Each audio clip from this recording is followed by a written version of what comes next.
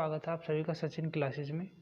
तो हम इस चैनल पे बात करेंगे टीचिंग एग्ज़ाम के बारे में, जैसे कि आपका सुपर टेट हो गया, डीएसएसबी हो गया, केवीएस हो गया एंड कोई भी एग्ज़ाम जो टीचिंग से रिलेटेड है।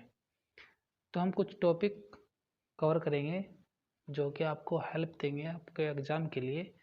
तो आप चैनल को प्यार बनाए रखें, सपोर्ट करें और लाइक शेयर और सब्सक्राइब ज़रूर करें। तो दोस्तों आज हम बात करेंगे कर्क रेखा और भारतीय मानक समय रेखा में क्या अंतर होता है, किस कौन कौन सी रेखाएं किस किस राज्य से होकर गुजरती हैं, इस सब को आज हम समझते हैं। तो चलिए शुरू करते हैं। कर्क रेखा और भारतीय मानक समय रेखा में क्या अंतर है।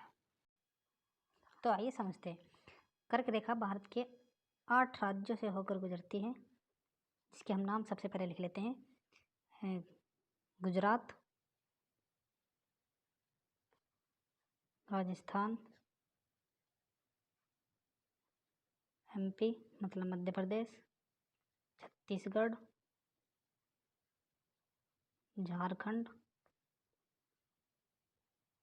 पश्चिम बंगाल, त्रिपुरा और एक मिजोरम। इन 8 राज्यों से होकर गुजरती है। इसमें आपको याद रखना है राजस्थान से सबसे कम सीमा लगाती है कर्क रेखा और एमपी से अधिक सीमा लगाती है। एमपी से अधिक सीमा और राजस्थान से सबसे कम सीमा लगाती है। त्रिपुरा और मिजोरम ये पूर्वोत्तर राज्य हैं जिससे कर्क रेखा होकर गुजरती है। इसी में अब हम बात कर लेते हैं कर्क रेखा के नज़दीक शहर। इसकी एक ट्रिक है, उस ट्रिक का नाम है गुरबा। गुरबा मतलब 5 राज्य हैं, इन्हें याद कैसे करते हैं। G4 गांधीनगर, U उज्जैन,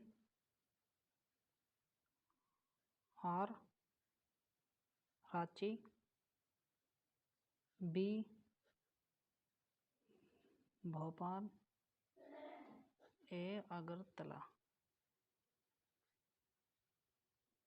ये 5 राज्य जो है कर्क रेखा के नज़दीक शहर। इसमें आपको याद रखना रांची जो है एक राजधानी है जो कर्क रेखा पर स्थित है। अब हम बात कर लेते हैं भारतीय मानक समय रेखा की। ये 5 राज्यों से होकर गुजरती है। सबसे पहले हम उनके नाम ले लेते हैं। नंबर 1 यूपी,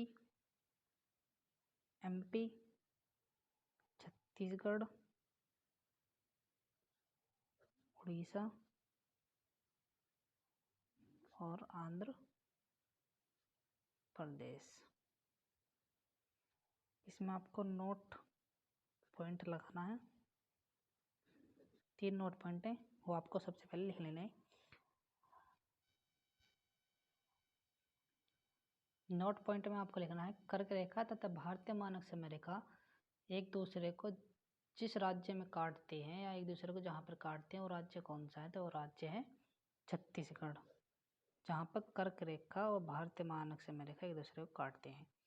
दूसरा पॉइंट, कर्क रेखा तथा भारतीय मानक समय रेखा ऐसे राज्य बताइए जो दोनों रेखाएं गुजरती हैं। तो मध्य प्रदेश तथा छत्तीसगढ़ ऐसे 2 राज्य हैं जहाँ कर्क रेखा तथा भारतीय मानक समय रेखा दोनों रेखाएं गुजरती हैं। तो आइए अब इसे हम मैप में समझते हैं, जिससे आपको आसानी हो दोनों चीज़ों को समझने में, कर्क रेखा को और भारतीय मानक समय रेखा को।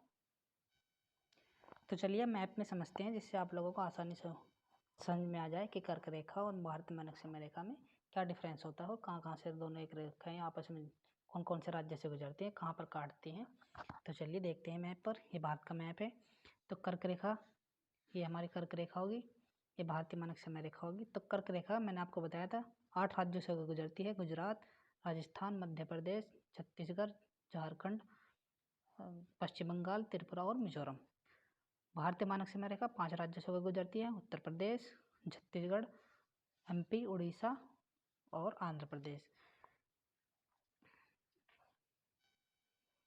कर्क रेखा की सबसे कम सीमा राजस्थान में लगती है और सबसे अधिक सीमा मध्य प्रदेश यानी एमपी में लगती है।